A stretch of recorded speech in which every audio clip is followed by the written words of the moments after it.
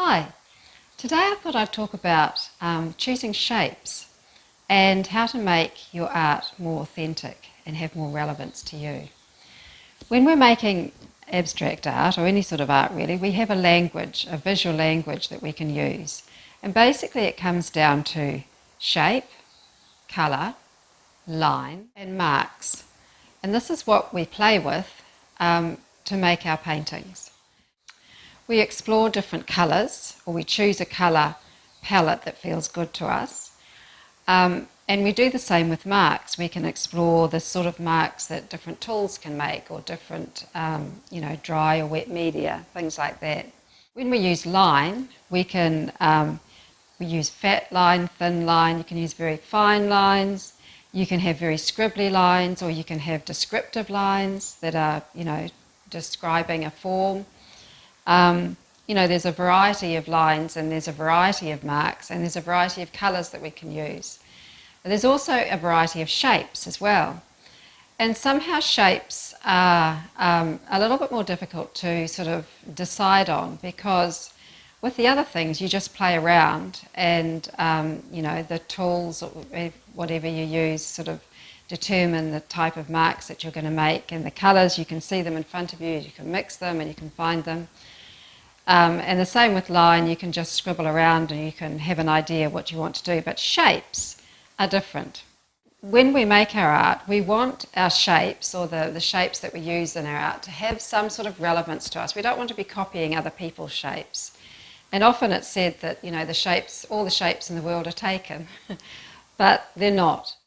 So some starting points to consider when thinking about shapes are: do you want your shapes to be descriptive? Do you want them to be suggestive of something real? Like, for example, a tree shape, or a house shape, or a figurative, shape of a figure. They don't have to be realistic, but, they can suggest something. Do you want your shapes to be completely abstract, so that they are just a shape that you look at in relation to something else, like a line or a different type of shape? So what I've done in the past is, when thinking about shapes, is I sort of linger in my memory and think about things that have some meaning to me, things that sort of have stayed with me, things that I love. And for example, some of the things are, I remember as a child getting sort of a kit where you would make a model, or you would make something, and the pieces would come in sort of like a plastic grid, and they would be stuck into this grid, and you would snap them off. So you had this sort of line, and then you had these shapes within it. And some of the shapes you could recognise, you knew exactly what they were going to be, or what they were of. And some of them were parts of parts that needed to be glued together, and they were just shapes. They weren't recognisable until they were put together with something else. And the combination of all of these, the recognisable shapes, the unrecognisable shapes, and the line that held them all together, is something that really, it's just always appealed to me, and it's stuck with me. Another thing is, when I was a little girl, I used to play with dress-up paper dolls, and you used to get a book, and the doll would be at the front, and you had all the clothes, and they had little tabs, and you would press them out. They were sort of perforated around the edges, and you'd press them out and hook them onto the doll. And the shapes the shapes of the clothes interest me. But the negative shapes as well, how they're placed on the page, what was left after you took all those shapes out, those shapes interest me as well. Another thing I remember is quins and ears. I don't know whether you remember them at school, but when I was at primary school, they taught us fractions by the use of quins and ears. And they were just little colourful rods, and each size rod had its own colour. So a box of them was just, really gorgeous, lots and lots of different colours. Some of them were long, some of them were, really tiny, and you took, 4 of those to make up one that was longer, so that you could work out quarters and things. But those really interested me, and I used to love lining them up and making sort of scenes and pictures and things out of using the quinceañeras. And I often think of those when I'm painting my stripes in my paintings. They remind me of the quinceañeras that I remember as a child. Another thing that catches my eye is the shapes of boxes or packaging when you flatten them out. And I love all these shapes and the little gaps in between and the flaps that fold over, and I often use these actually in my paintings, and I'll draw around them to create shapes.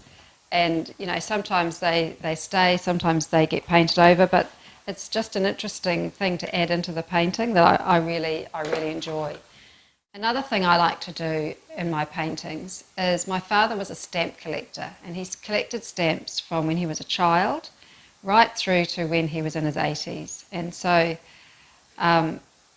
this stamp collection was huge. And when he died, we got it valued, and there really was no value to it. But so it got divided up amongst my brothers and sisters, and we all have quite a large lump of stamps that we have taken from his collection. And in my paintings, if I can, at the end, I like to just pop some little stamps in. And they, for me, I think they're beautiful for a start. They sort of link back to a sort of a time gone by, really. I don't know how many children these days even know what a stamp looks like. Maybe they do, but I don't think they collect them. And I love the idea of my dad collecting them right from his child through to his, when he was an old man. And so I like to just nestle these stamps into my paintings, and it makes them live on. And that's one of the reasons I like to do it. They don't necessarily have to have too much relevance to what the painting is about, other than they just have to sit quietly within the painting and be there.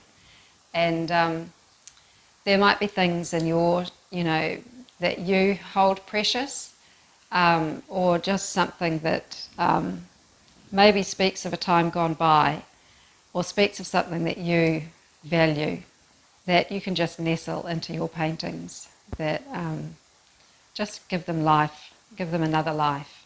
Other things that you can do is to think back into your childhood or think back into your past. Think of the different houses that you've lived in. What shaped houses were they? The streets where you lived in. When I grew up, I spent some time living in a cul-de-sac, and that has a very different shape to the sort of road that I live on now, which is a long country road, which is quite windy. So there's two different shapes, but they both have relevance to me in terms of where I live.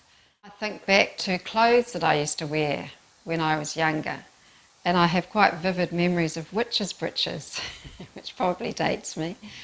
But that's a definite shape. And rompers, I remember we had to wear rompers to school, and that's a shape. So all these things, they sort of, when you gather them together and you play with these ideas, they help to make your art have real relevance to you, and it helps to make it more authentic.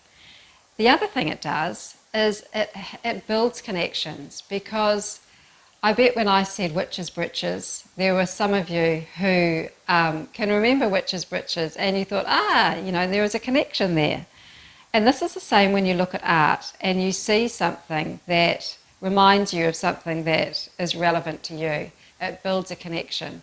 And it helps, especially in abstract art, it helps the viewer to feel like they're kind of getting it, that they're sort of in on what this painting is about. They might not get the whole thing, and they might not understand everything that you put into it, but there might be something that just helps with that connection and helps them to build their story around the painting. When you add all these things in, and everybody will have a different bunch of stuff that they're putting in, it makes your art different. But those little connections help people to see that, that this has some relevance to them as well. and your story helps to make that connection. So those are my ideas about how to start thinking about shapes and how you can bring things into your painting to make them more authentic, sort of tell your story, and make your art more different from the art of others. I hope that's helped.